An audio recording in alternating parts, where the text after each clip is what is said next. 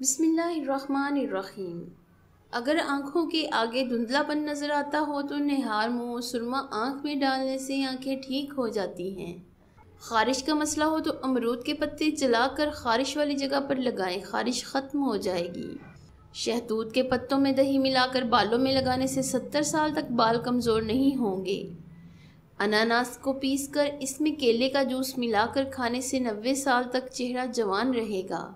आँखों में सुरमा डालने से और माल्टे का जूस पीने से बिनाई इतनी तेज़ होगी कि रात को भी नज़र आएगा। नहाने से पहले दही के चंद कतरे अपनी नाफ में डाल लेने से बदन में ताकत रहती है। सोने से पहले टांगों पर सरसों के तेल की मालिश करने से बदन में चुस्ती आ जाती है।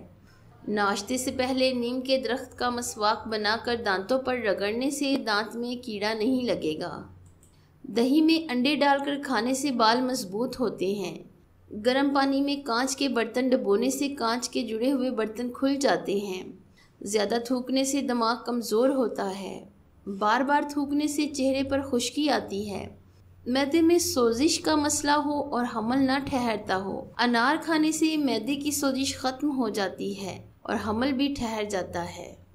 अमरूद भूनकर खाने से दिमागी बीमारी ख़त्म होती है। अगर दिमाग थकन का शिकार हो और कोई चीज़ भूल जाती हो तो केले का जूस पीना शुरू कर दे, दिमाग फ्रेश रहेगा। अंगूर खाने से 1 से 1 घंटे में बलगम ख़त्म हो जाती है। अंगूर खाने से बलगम 1 घंटे में ही ख़त्म हो जाती है। अगर चक्कर आ रहे हों तो चारपाई पर लेटकर 1 पाँव ज़मीन पर रखें, चक्कर आना बंद हो जाएंगे। गले में ख़ारिश का मसला हो तो कान में खुजली करने से ख़ारिश रुक जाती है। जो इंसान कमज़ोर हो, वर्जिश करने से कमज़ोरी दूर हो जाती है। अदरक खाने से पट्ठों को ताकत मिलती है। बंद गोभी खाने से मोटापा कम होता है। पेठा खाने से नींद अच्छी आती है। ख़ारिश वाली जगह पर प्याज का रस लगाने से आराम आ जाता है। लहसुन खाने से बंद हैज़ जारी होता है। गुलाबी अमरूद जो बाहर से सब्ज़ और अंदर से गुलाबी होता है, उसको दूध के साथ सांवली औरत को पिला दीजिए तो औरत के चेहरे समेत पूरे बदन में कोई ऐसा हिस्सा नहीं होगा जो दूध जैसा सफ़ेद ना हो जाए।